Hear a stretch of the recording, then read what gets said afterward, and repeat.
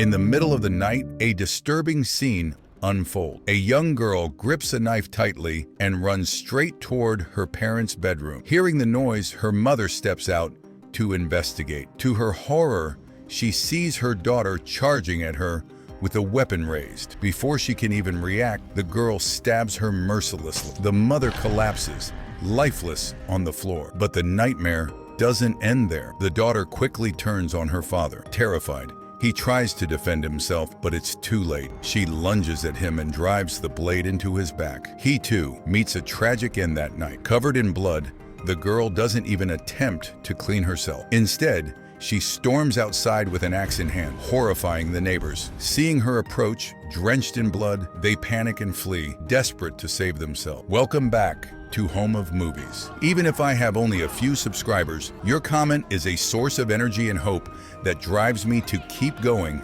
and always give my best.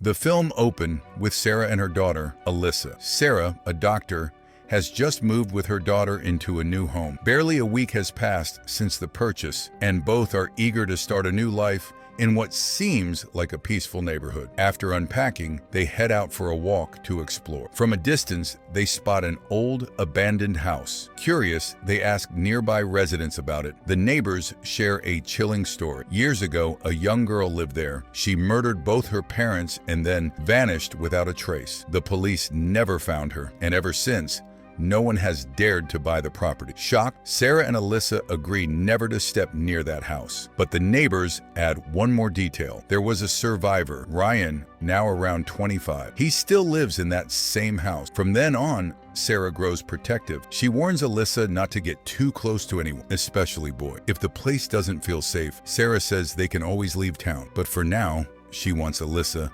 to be cautious. The following day, Alyssa starts at her new school. She quickly makes friends, including a boy named Tyler and his group. After spending some time with them, she heads home late. The streets are quiet, the sky stormy, and the atmosphere unsettling. On her way, a car pulls up beside her. A young man offers her a ride. At first, she hesitates, but the darkness convinces her to accept. As they drive, she asks his name. He replies, Ryan. Alyssa is stunned. This is the same Ryan, the lone survivor of the family massacre. Fear creeps over her, but she hides it until they reach her home. Rushing inside, she tells her mother what happened. Alarmed, Sarah immediately warns her daughter to avoid Ryan at all costs. She believes he's dangerous, someone who cannot be trusted. Meanwhile, Ryan is shown in his own home. He prepares a meal, but instead of eating it, he carries it into a locked room. When he opens the door, a girl suddenly attacks, trying to escape. Ryan subdues her,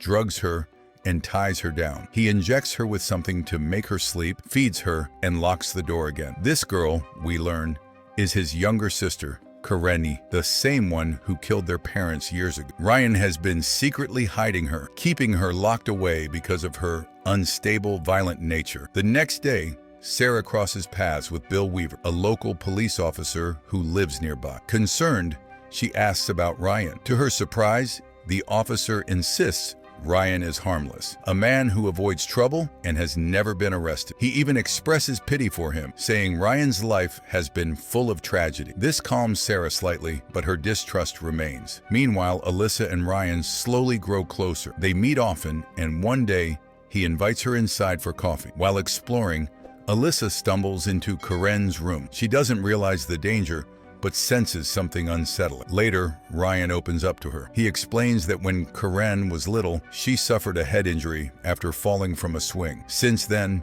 her behavior has been unpredictable and violent. Their parents, tragically, were victims of her outbursts. Hearing this, Alyssa feels sympathy for Ryan. She realizes he has been carrying this heavy burden alone. That evening, she tells her mother everything, but Sarah is furious. She doesn't care how sad his story is. She forbids her daughter from seeing him again. Back at Ryan's house, Karen seizes a rare opportunity. He forgets to lock her door, and she escapes, sprinting wildly into the night. Ryan notices too late and chases after her. She runs straight toward Alyssa's home, desperate and dangerous. Just before she reaches the door, Ryan grabs her from behind and drags her back, locking her away once more. The next day, Alyssa is heading home after school when she spots Ryan on the road. He doesn't call to her, but she approaches him anyway, asking for a ride. Her friend, startled, warns her to stay away from him, insisting that Ryan isn't normal. Alyssa, however, ignores the warning. Alyssa defends Ryan, insisting he isn't to blame for the terrible things that happened. She explains it was his sister who committed those crimes, not him. With confidence, she steps into Ryan's car. As they drive, Ryan quietly admits that her mother and even the people around her won't approve of their friendship. For her own safety, he suggests they stop seeing each other, but Alyssa refuses to listen. She continues meeting him, and later that same day, she even visits his house. They spend time together, talking and laughing, enjoying a rare moment of peace. But deep inside the house, Ryan's sister, Karenni, hears another girl in the home. Consumed by jealousy and rage, she begins pounding on the door of her locked room. Ryan ignores her, refusing to let her out. Suddenly, a loud crash startles him. An object falls from the shelf. In that instant, Karen seizes the chance to grab a key and unlock her door. Realizing what happened, Ryan dashes out the back door, chasing her frantically. Karen, clutching something sharp, runs wildly through the street. When she spots a couple nearby, she charges toward, ready to strike. But Ryan catches her at the last second. In a shocking, desperate act, he twists her neck, killing her instantly. Horrified by what he's done, Ryan hides her body, then stumbles into a coffee shop to calm himself. As he quietly sips his drink, a kind waitress named Peggy notices his troubled face. With a warm smile, she reassures him and even pays for his coffee. Her small kindness eases him, if only for a moment. While sitting there, Alyssa calls. Excited, she tells him about a school party that evening and invites him to join. Ryan doesn't hesitate. He goes to the party, but the neighbors are shocked by his presence. Whispers spread quickly, and soon some young men who already despise him begin to harass him. They smash his car windows, beat him, and leave him injured. Ryan doesn't fight back much, only enough to protect himself before finally leaving in pain. But their hatred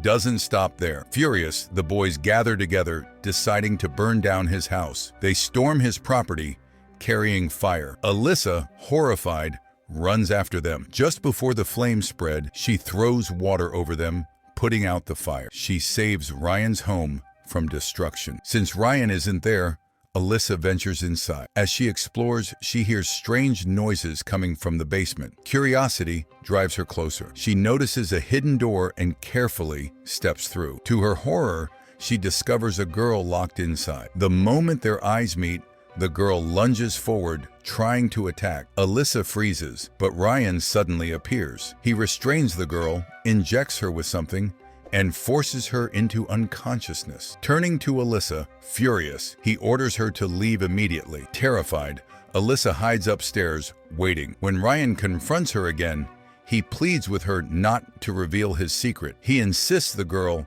is his sister, Alice, but Alyssa is doubtful. She notices that the girl's eyes don't match Alice's photo. Even more disturbing, she discovers a stash of ID cards belonging to other missing girls. Suspicion grows in her mind. She promises not to tell anyone, hoping to leave safely. But Ryan doesn't trust her. As she turns to go, he suddenly strikes her, knocking her unconscious. When Alyssa wakes up, she is tied to a chair. Her phone lies on the floor, missed calls flashing. Her mother, Sarah, has been trying to reach her, but Ryan never noticed it. Struggling, Alyssa confronts him angrily, demanding to know who he really is. Ryan then makes a chilling confession. He reveals that Alyssa isn't the first girl he's imprisoned. His real sister, Alice, died years ago after falling from a swing. Unable to accept her death, Ryan began abducting other girls, forcing them to dress like her, to act like her, desperately trying to recreate the sister he lost. Now he intends for Alyssa to take Alice's place. Shaken, Alyssa asks about his parents. Ryan finally tells her the darkest truth of all. That night,